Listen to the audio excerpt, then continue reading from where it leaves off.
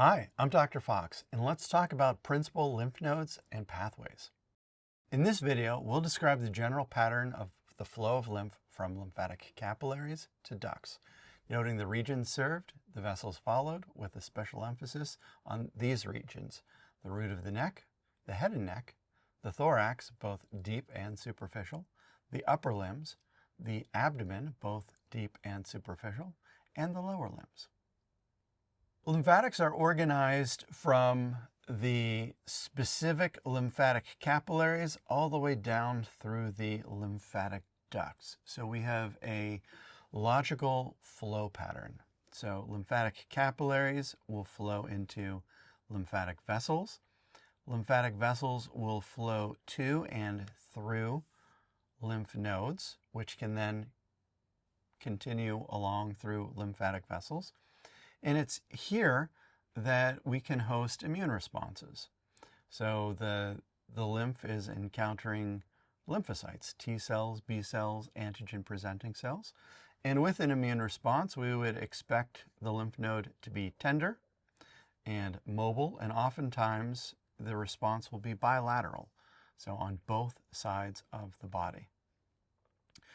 If we're following a pattern of lymphogenous metastasis, we can also have the movement of metastatic disease through lymphatic vessels to lymph nodes. And these lymph nodes may become very firm, hard as a rock, fixed so they don't roll around under the finger with palpation. And generally, they're only on one side of the body, so they are unilateral. So as we continue on through various lymphatic vessels, they feed into lymphatic trunks. These lymphatic trunks are generally named by their associated vessel. So for instance, we have subclavian trunks, which are associated with subclavian veins. We have jugular trunks associated with the internal jugular vein. We have aortic trunks in association with the aorta. These trunks are going to feed into one of two lymphatic ducts. On the right side of the body, we have the right lymphatic duct, and on the left side of the body and everything inferior from the diaphragm, we have the thoracic duct. So thinking about the general pattern of the ducts, we would have the right lymphatic duct, and anything not circled there, so basically everything else, would flow into the thoracic duct on the left side, as we'll see. The principal groups that we'll discuss here include the root of the neck, the head and neck,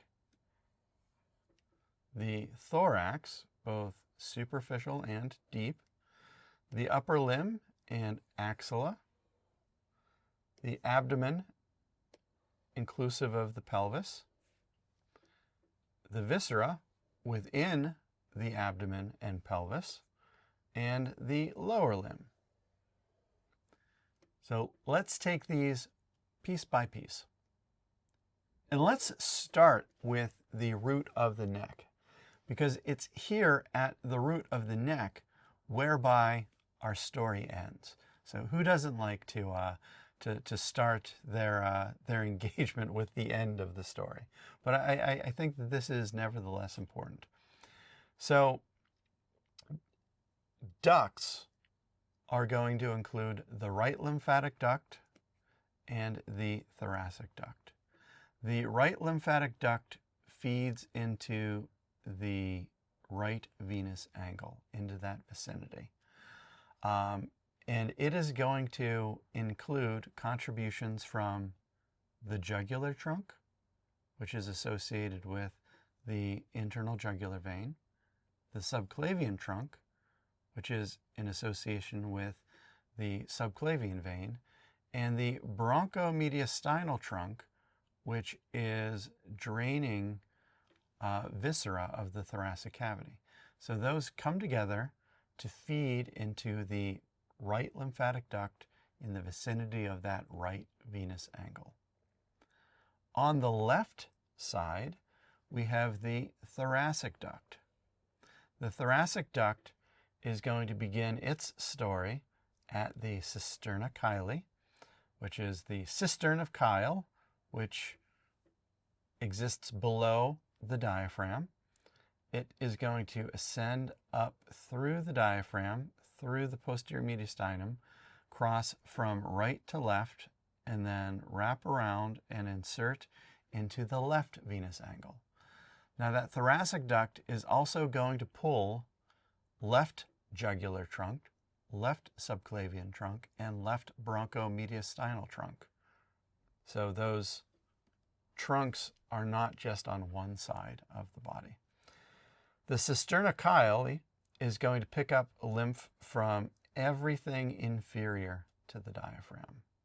So that's why we have this pattern of lymphatic distribution on the left versus the right, as we'll see. Now let's move on to the head and the neck. So we've discussed Waldeyer's ring of tonsils. So that's the lymphoid tissue surrounding the naso and oropharynges. These are going to feed into the superior deep cervical nodes. The superior deep cervical nodes are found at the superior part of the internal jugular vein. So deep cervical nodes follow the internal jugular veins.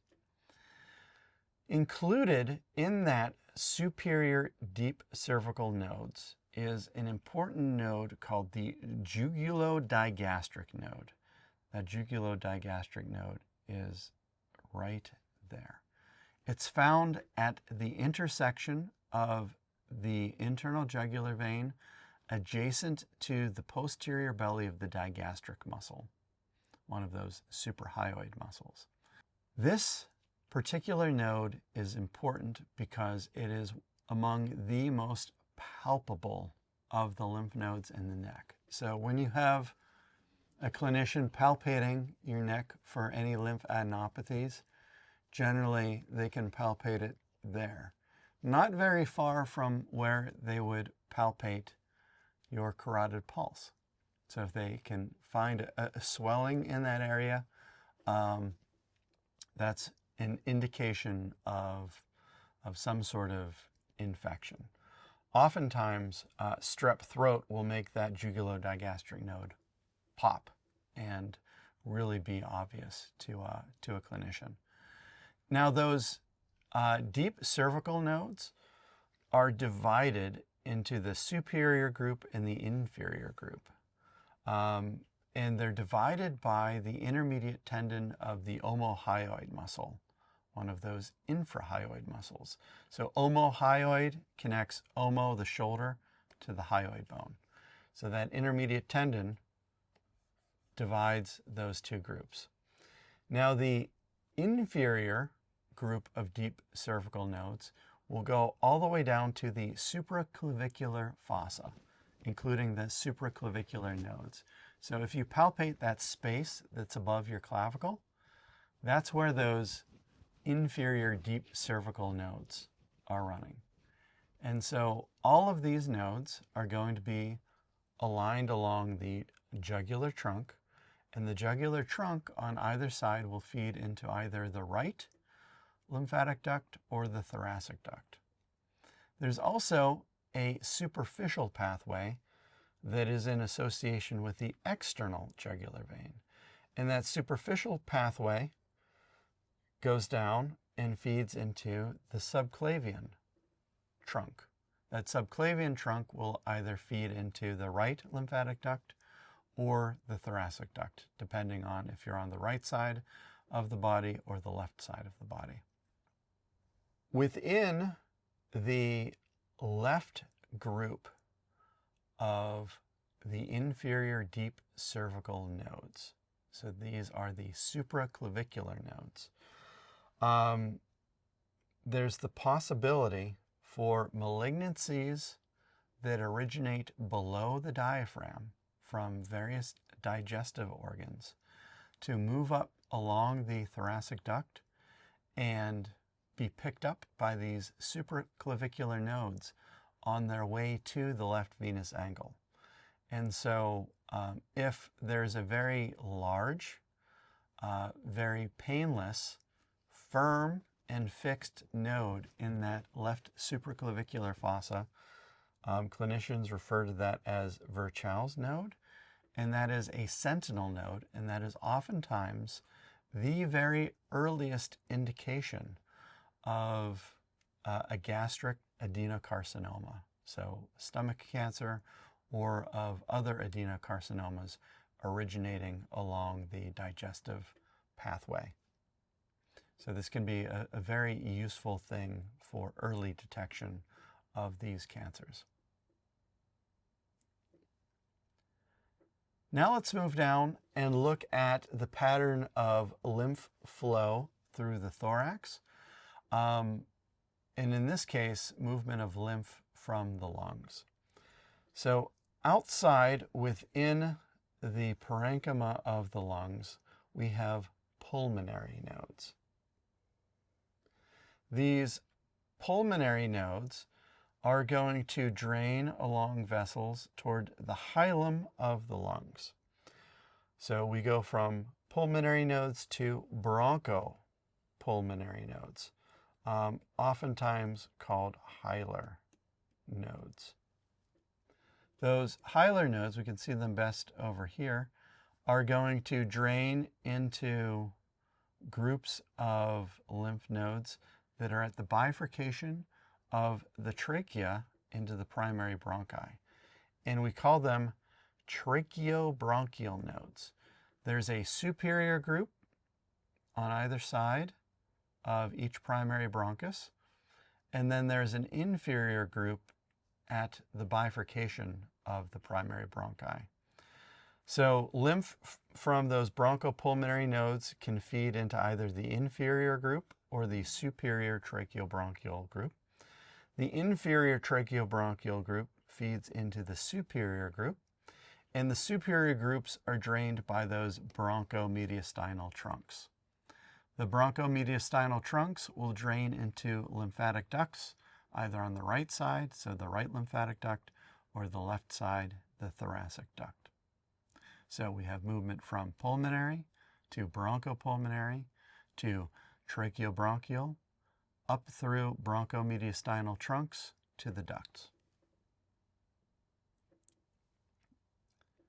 Superficially, we have the movement of lymph away from the breast in two directions.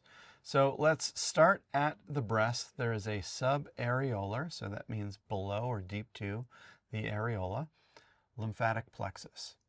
And all of that lymph can either drain laterally, where most of it does, so 75% of it is going to drain toward the axillary group of lymph nodes, or 25% of it can drain either to these peristernal groups or to the contralateral breast. So about a quarter of it is going medially, and 3/4 of the lymph is going laterally.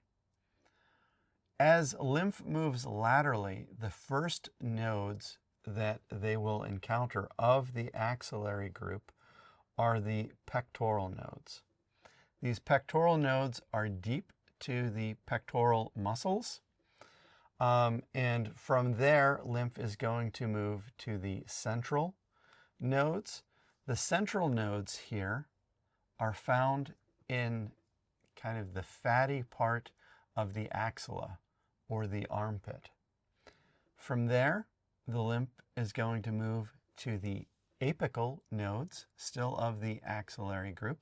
The apical nodes is at the apex of the axilla or of the armpit. And then from there, lymph moves to the subclavian trunk. And from the subclavian trunk, lymph will flow through to the right lymphatic duct on the right side or the thoracic duct on the left side. Anything that's moved to the peristernal lymph nodes will ascend the thorax through the bronchomediastinal trunk. So ultimately, all roads lead to Rome. So either the right lymphatic duct on the right side or the lymphatic duct on the left side. Through the upper limb, it's important to consider whether we're moving lymph from deep tissues or superficial tissues. Deep tissues follow the pathway of arteries, but they have venae comitantes, so accompanying veins with them, whereas superficial lymph follows the pattern of veins. So let's start with the deep, and then we'll follow the superficial pathway. So deep lymphatics are going to follow their named arteries. So radial and ulnar arteries and their venae comitantes feed into brachial artery and brachial veins. These are going to feed up and into and through humoral nodes. Humoral nodes are the most lateral of all the axillary nodes in association with the humerus. Those humoral nodes feed into the central nodes, remember from our discussion of the superficial pathways of the drainage of the breast. Central into apical, apical into the subclavian trunk, and then into a duct. Superficial lymph follows those superficial veins, so cephalic vein, basilic vein, and these are going to drain into the apical nodes of the axilla, from the apical nodes into the subclavian trunk into the duct. So if you know your upper limb vasculature, your pattern of upper limb drainage of lymph is very easy. The pattern of lymphatic drainage of the abdominal pelvic cavity and the viscera within is very easy to remember because it's the same pattern as the arterial supply. So let's turn this to red. We have the abdominal aorta. The abdominal aorta gives rise to a number of different arteries. So we have the celiac trunk and its branches serving the foregut, the renal arteries serving the kidneys, the superior mesenteric artery serving the midgut, the inferior mesenteric artery serving the hindgut, and then that abdominal aorta bifurcates into two common iliac arteries. The common iliac arteries bifurcate into an external iliac artery serving the lower limb and an internal iliac artery serving the pelvis and pelvic viscera. So if we just reverse this, we can follow the pattern of lymphatic drainage. So for instance, lymph from the lower limb is going to flow through external iliac lymph nodes. Lymph from the pelvis is going to be collected by internal iliac nodes, and these are all going to flow into the common iliac nodes. So the common iliac nodes are around the pelvis right there and right there. Those common iliac nodes on either side are going to feed into lumbar trunks, also lateral or aortic nodes or para-aortic nodes on either side. And these are going to feed into the cisterna chyli. That cisterna chyli into the thoracic duct, which feeds into the left venous angle. Now before it gets there, we're also going to get celiac nodes from the foregut, renal nodes from the kidneys, superior mesenteric nodes from the midgut, and inferior mesenteric nodes from the hindgut.